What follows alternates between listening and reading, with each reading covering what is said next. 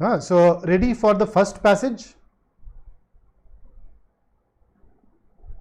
Let's dive in. Here is the first paragraph of the first passage. The moment you're done reading it, drop a quick done or a yes in the comment box down below, and I'll take you over to the next slide.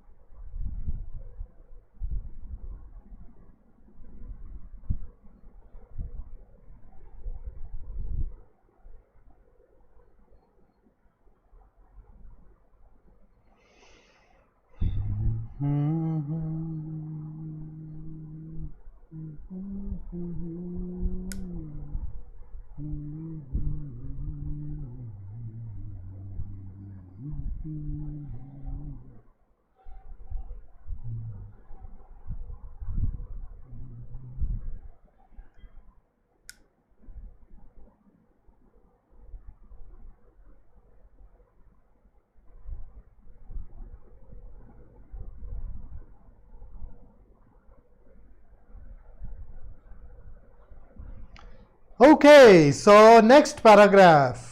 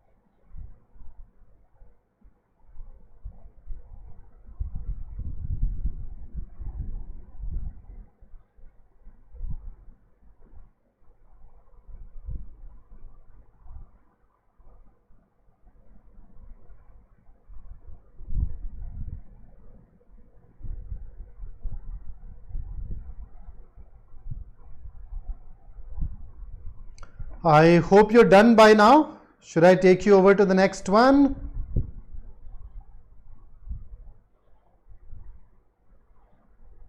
So here comes the next paragraph.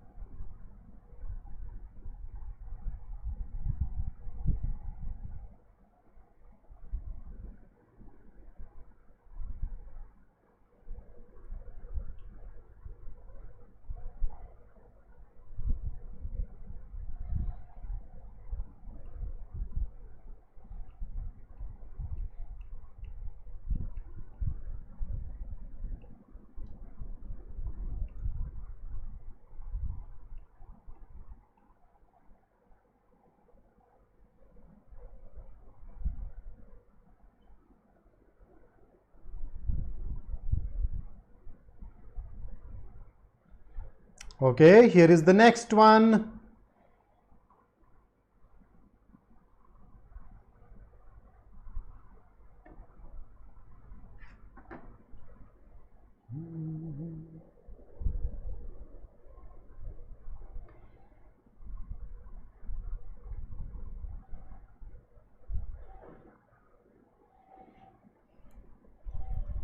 And this is the last paragraph. After this, we'd have questions.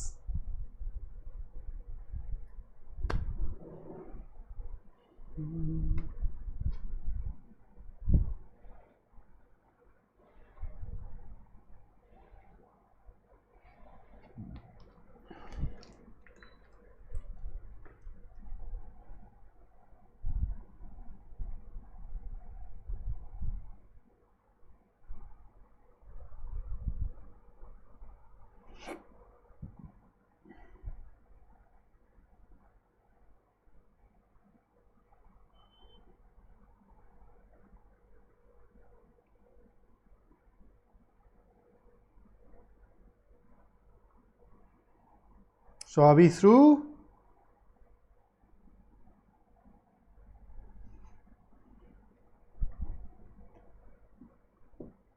आज सोनाली के अलावा और कोई बता ही नहीं रहा है, बाकी लोग पढ़ भी रहे हैं कि नहीं? Okay, so here comes the first question.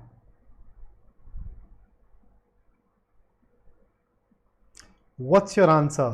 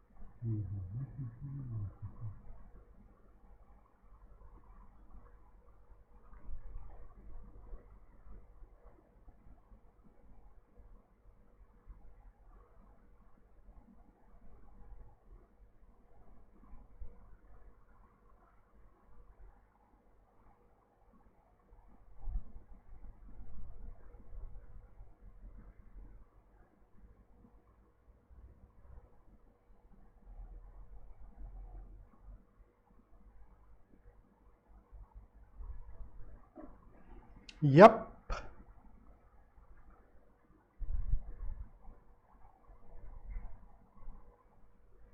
Okay, so Sonali has shared her answer. Sri has also joined in, so that's nice. Okay, so basically in this particular question, if you go to the third paragraph, you'd be able to find out all of these things. Old mobile phones to capture sounds, satellite tracking, yes. Global Forest Watch should have been a capital F and a capital W according to the passage though. But D, sending short video clips, has not been mentioned, and that is why, because it says not away, our answer should indeed be option D. Okay, and with that, let me take you over to question number 2. So go ahead, give it a shot and tell me what you think.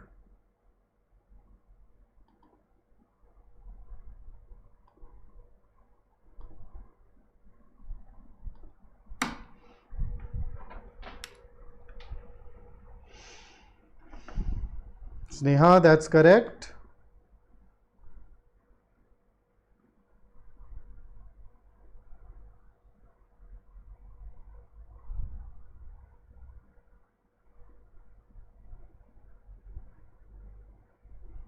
Okay, so who's going to tell me in the comment box what we do when it comes to inference based questions? How do we approach it?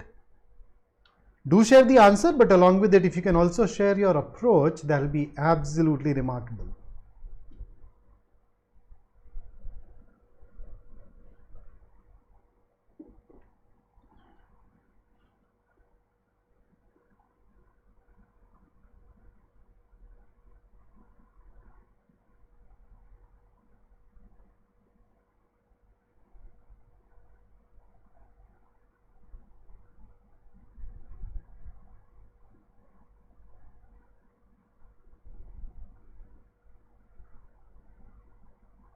Yes, absolutely yes, Sri, indeed. So shall we use this approach? Deforestation has been a problem even before the Ice Age. So inference is a conclusion that we can draw on the basis of the given facts. Facts are provided by the passage. Now on the basis of those facts, we evaluate every answer choice and label it as true, false or can't say.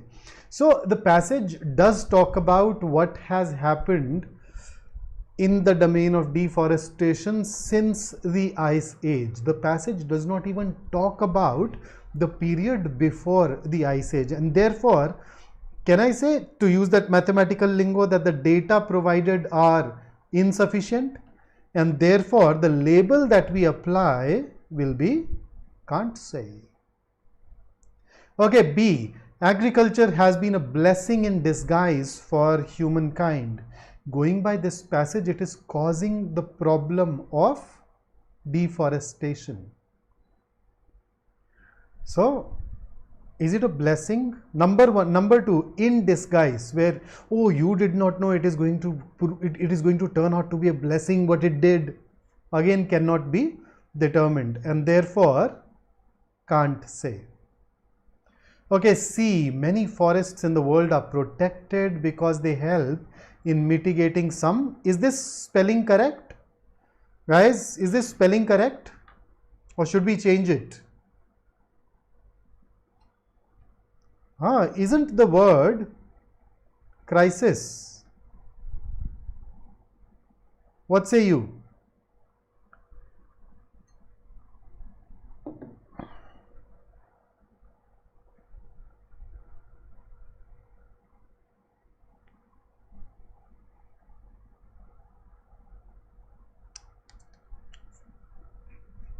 तो ये जो 16-17 second का lag है ना यार, मेरे बोलने के बाद तुम तक बात जाने में इतना इंतज़ार करवाता है मुझे. तुम लोग तो बात जल्दी जवाब दे देते हो, मगर मुझे यहाँ पे बेसब्री हो जाती है, इम्पेशेंस हो जाती है. So yes, this word is correct. Crisis is singular. The plural of crisis is spelt with an E, and this ES is pronounced as ease. So crisis, crises. You have a lot of such nouns that end in IS and their plural is created by by replacing that I with an E. Analysis, analyses. Diagnosis, diagnoses. Hypothesis, hypotheses. So in this particular passage, if you look back at the second paragraph, it says that yes, there are forests around the world which are protected because they help us take care of two crises. So 2 can be definitely stated as some, and mitigating is addressing, can be termed as mitigating in that context. So C is true. How about D? Illegal deforestation should not be stopped if the land is being used for agricultural purpose. Well, the passage will not support it. The passage says even if it is being used for agriculture purposes, we need to do something in order to stop deforestation. So D, going by the passage, is actually false. So A and B can't say. C is true, D is false. What should we choose as our answer? No doubt C, the one which is true, and therefore that makes it right. And we also learnt something about crisis and crises along with some such words. It'll come in handy some way or the other. Okay, the next one. Question number 3.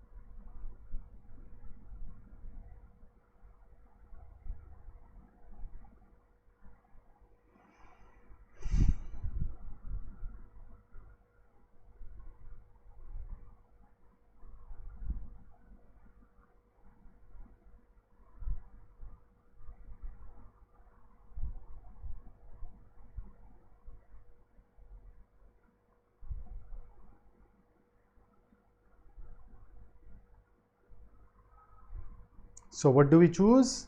With the global population fast approaching 8 billion, A, it is imperative for us to preserve the environment. Okay.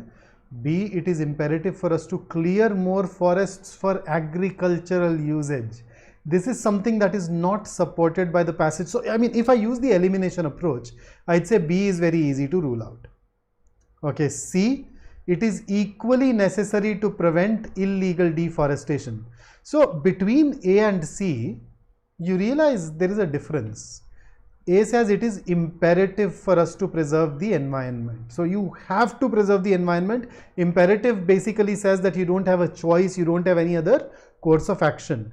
Whereas C says it is equally necessary. So you need to prevent illegal deforestation, but then there is something else which is also needed along with it. Let us see which one of these two is consistent with the passage. So let's go back. Let's head back to the passage and then see the language that is used by the passage in the second paragraph.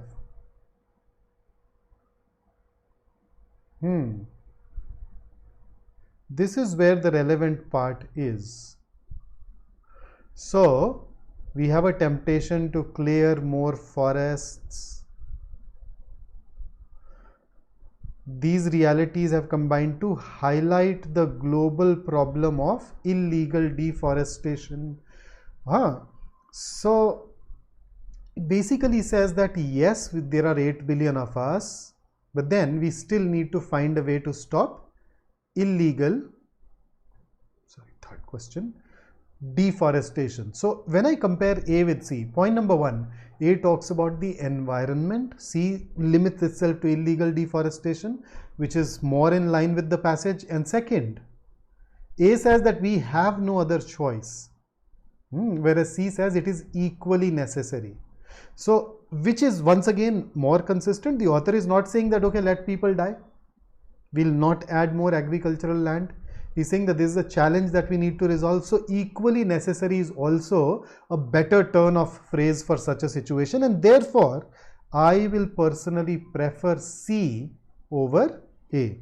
Shraddha, yes. We indeed started at 12. In case you're joining in right now, what you can do is that you can solve the second passage live, which will start in a little while. We have one more passage after this, and you can do the first passage later. Okay. So here is the next question. Question number 4 on the screen. What's your answer? So those of you tuned in right now, you can take a break for another 3-4 minutes and then come back in.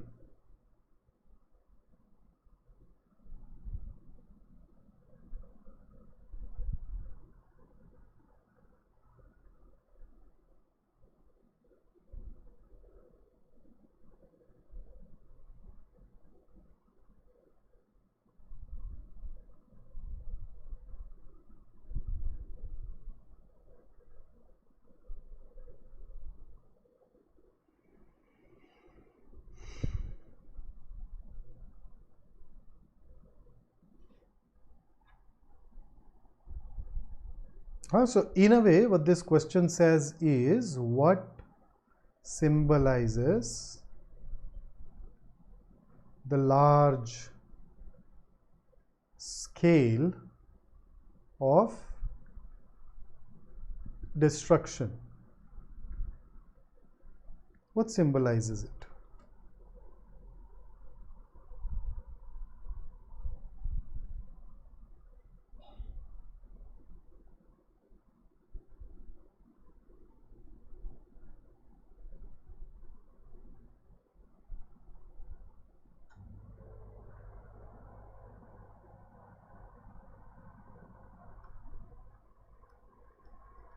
Okay, so Sonali has shared her answer. Sri too, and I absolutely agree with both of you. It is indeed B. So in the very first paragraph, the authors mentioned the fact it was large was that you could even see it from space. Satellites could pick it up. It was so huge, right? So here comes the next and the last question based on this passage before we move over to the next one. Another inference question. Go ahead. Now, by now you know how to approach it, right?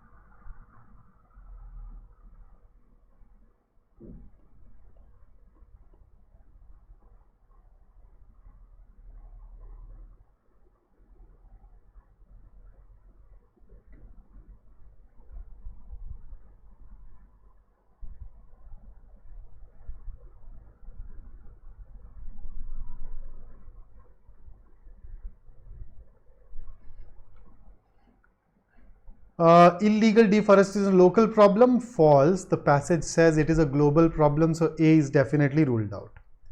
Has led to grave consequences? Can't say. It can lead to grave consequences. So far we have not witnessed those, so B can also be ruled out. I shouldn't say ruled out, but okay, can't say. C, technology can be used to significantly reduce the problem of illegal deforestation. True. D, governments all over the world are skeptical of technology's role. Can't say. Maybe there are some governments that are skeptical, maybe there are some that are not. Cannot be determined on the basis of the passage. All we know is that technology solutions are there, and there are some nations that are using those solutions for sure. In fact, why one can't say? Because there are some nations that are using those sources. We can definitely label it as false. So A and D are anyway ruled out. B's can't say, C is true. So we choose C as our answer, which is absolutely correct. Okay, if you are skeptical, then it means that you are not very sure whether something will work or not. A simpler word that we use in place of skeptical, Sri, is doubt. Sonali is, in fact, as Sri stated, doubtful. Absolutely. So with that, let's ready ourselves for the next passage. So take a couple of deep breaths, let the previous passage go, and then get ready to focus once again on a passage where the theme and the language is going to be a little more challenging than the first one. Ready? Here it is.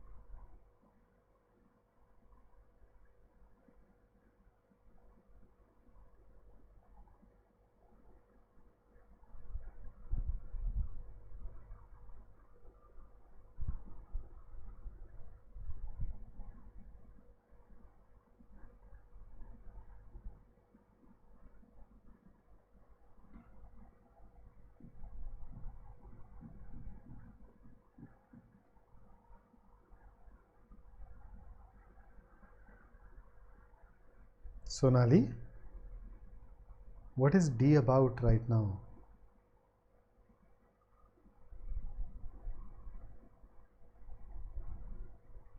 So are we through with this paragraph? Just quickly let me know in the comment box, guys.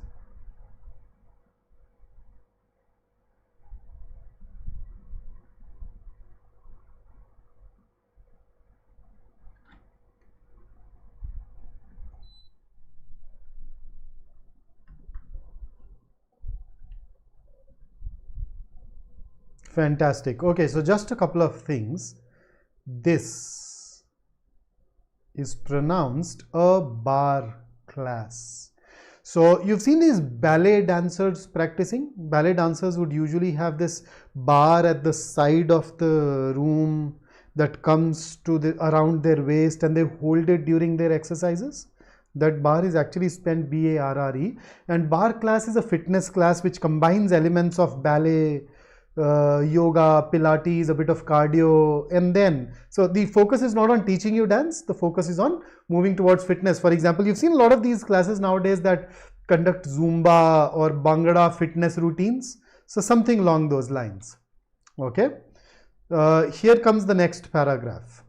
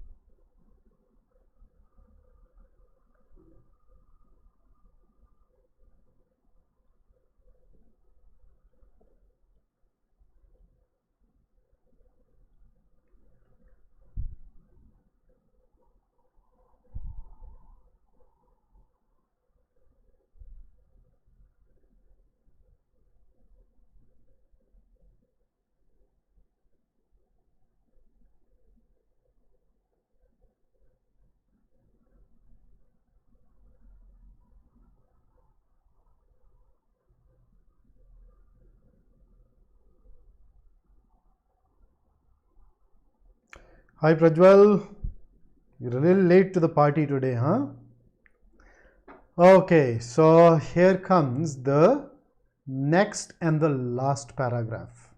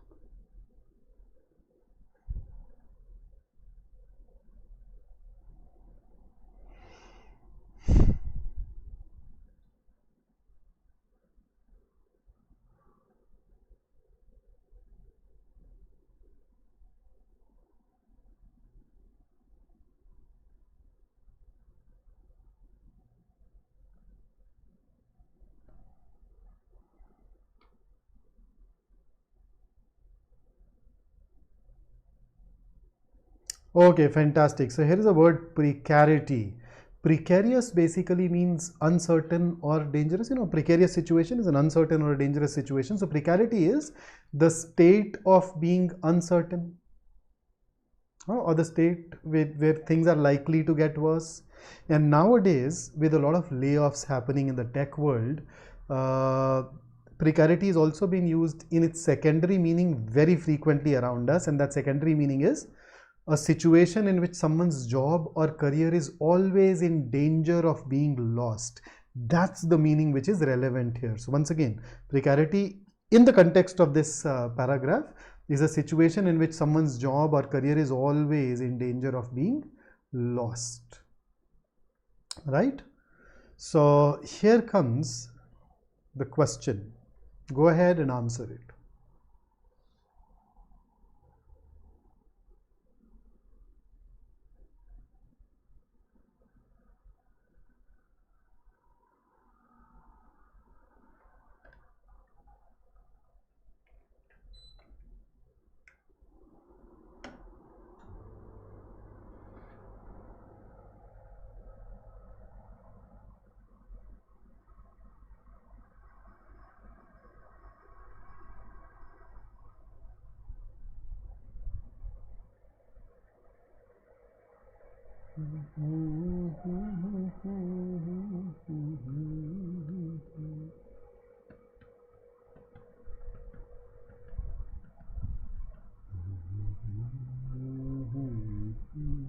Okay, Prajwal, that was quick.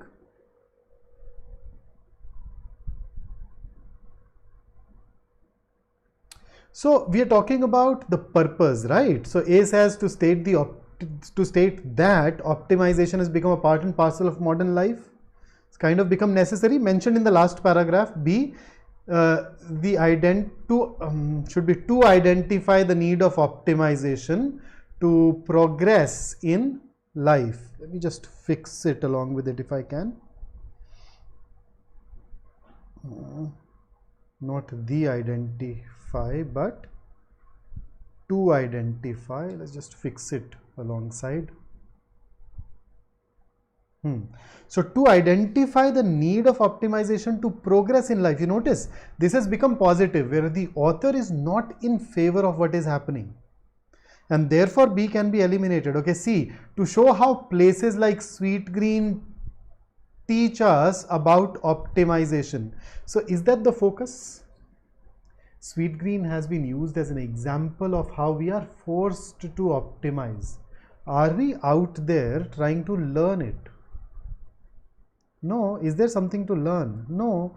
In fact, there is something to unlearn and not learn. And therefore, even C can be eliminated. So that leaves you with A and D. Let's look at D. To remove the unhealthfulness, a result of urban professional living. Is that the purpose? The purpose is to make us aware of what is happening. It does not tell us that we need to remove it or how we need to remove it. And therefore, even D can be eliminated. The best answer choice, which is consistent with the passage, is A. So I think basically A versus C was what I was going for while designing this question. I wanted to confuse you between these two. So the problem with C, if you look at it from the perspective of main idea, is that it talks about just a part of the passage. That's number one. And number two, look at the overall tone. The author's tone is negative about sweet green. Look at what it says. See, the ritualization and neatness of this process obscure the intense circular artifice that defines the type of life it is meant to fit into. So they deceive us. That's not reality. Why would we want to learn from it? We just want to become aware of the fact that it is false. It is designed to fool us. Okay, so A it is. And with that, let's dive into our next question. The expression snort down a bowl of nutrients means.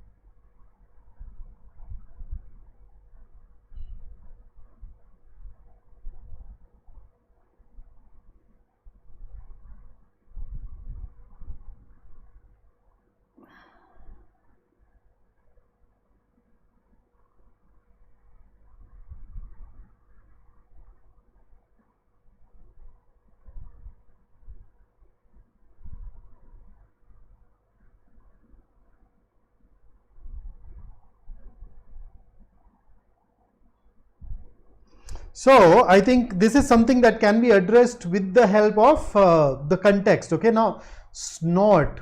You notice snorting is generally used with drugs like cocaine.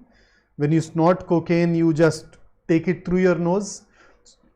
So here you're not taking it through your nose, but the context tells us that snorting down is where you just quickly gulp it all. Remember, eating it in 10 minutes so that you can go ahead and work once again. So to eat a healthy meal, the overall connotation here is negative. So to eat a healthy meal, no. Eat fast for the sake of eating. Yeah, you have to work, but then you also need to stay alive. So you just somehow give your body some nutrition. B comes close. C, eat slow for pleasure. Where is the pleasure in gulping it all down in 10 minutes? Eat for the taste of the food. Come on, man. All of us know when it comes to taste, will we eat salads? Taste. Why do they order salads? Let me take you back to this part in the passage which uses something really shocking.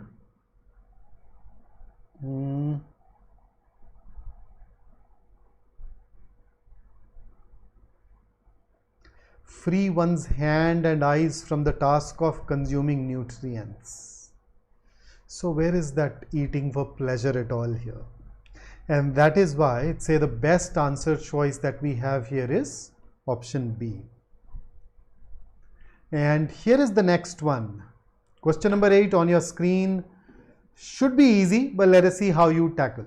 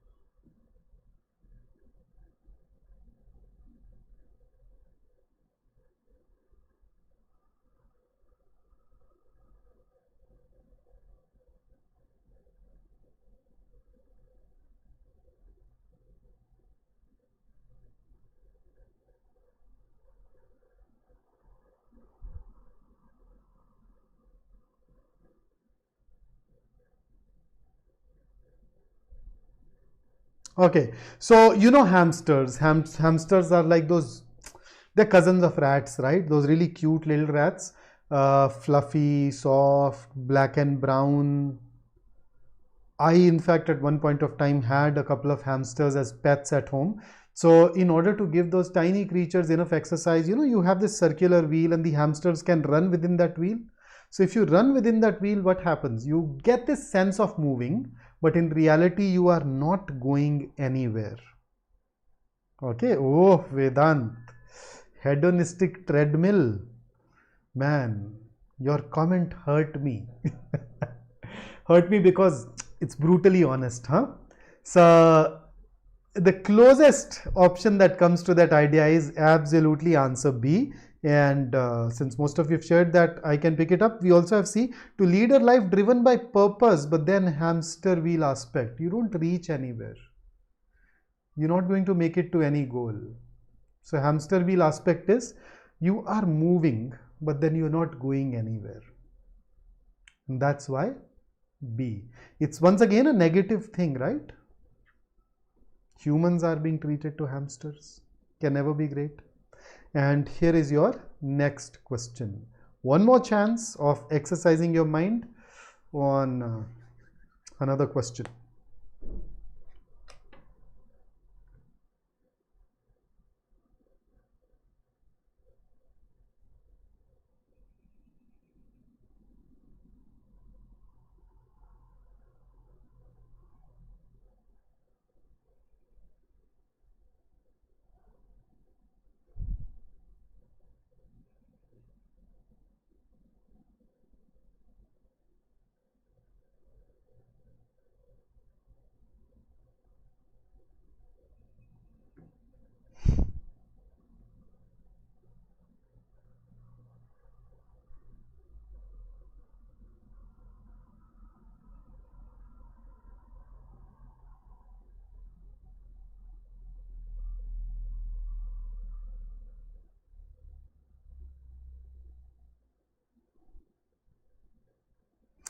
Okay, so I'm getting C, I'm getting another C. Sonali, is it the answer to this question? B.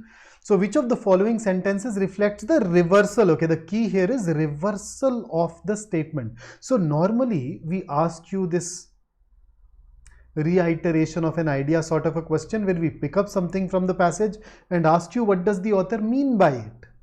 But here we are saying which of the following is the reversal of this statement. So it says vulnerability must be warded off at all costs, right? So in the context of this particular passage, if we see, A says we must take part in stupid and adaptive customs as our life has become precarious.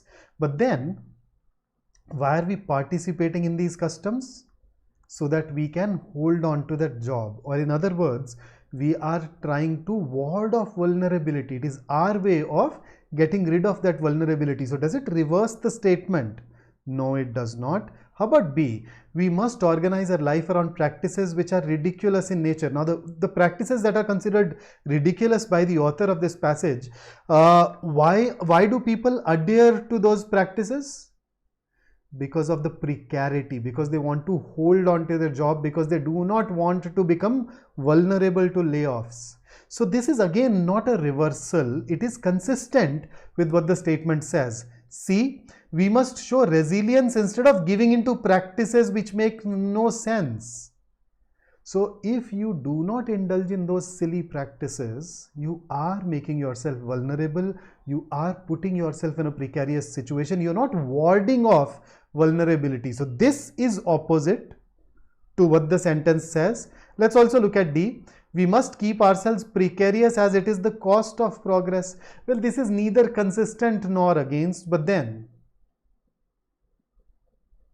And okay, even if I look at the first half, I can probably consider it contrasting, but the second half, the reason offered makes it ambiguous, and that is why I think when I compare C and D, D can be ruled out and we can choose C as our option without any hesitation.